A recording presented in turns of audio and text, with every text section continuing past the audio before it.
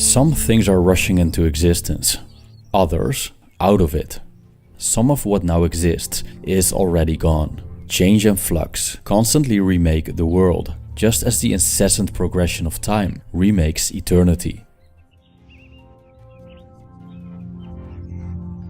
There are two reasons to embrace what happens. One is that it's happening to you. It was prescribed for you, and it pertains to you. The thread was spun long ago, by the oldest cause of all. The other reason is that what happens to an individual is a cause of well-being in what directs the world. Of its well-being, its fulfillment, of its very existence even.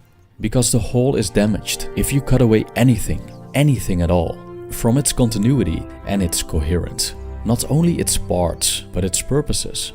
And that's what you're doing when you complain, hacking and destroying. The mind is the ruler of the soul. It should remain unstirred by agitations of the flesh, gentle and violent ones alike, not mingling with them, but fencing itself off and keeping those feelings in their place. When they make their way into your thoughts, through the sympathetic link between mind and body, don't try to resist the sensation. The sensation is natural, but don't let the mind start in with judgments, calling it good or bad. If you've seen the present, then you've seen everything, as it's been since the beginning, as it will be forever. The same substance, the same form, all of it.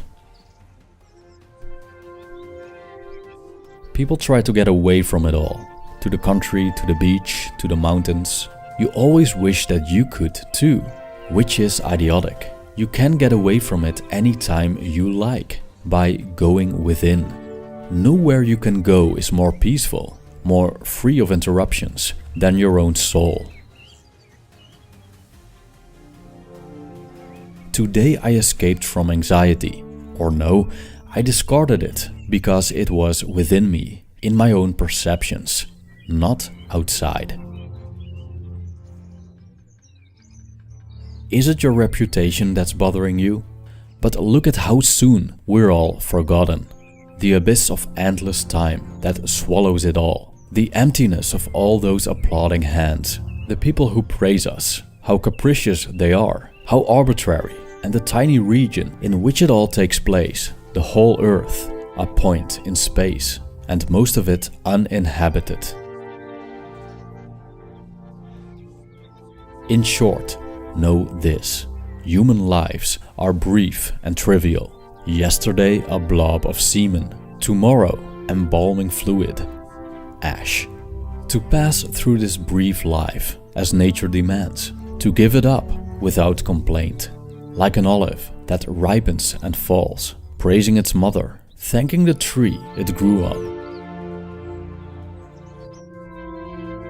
Let them scream whatever they want. Let animals dismember this soft flesh that covers you.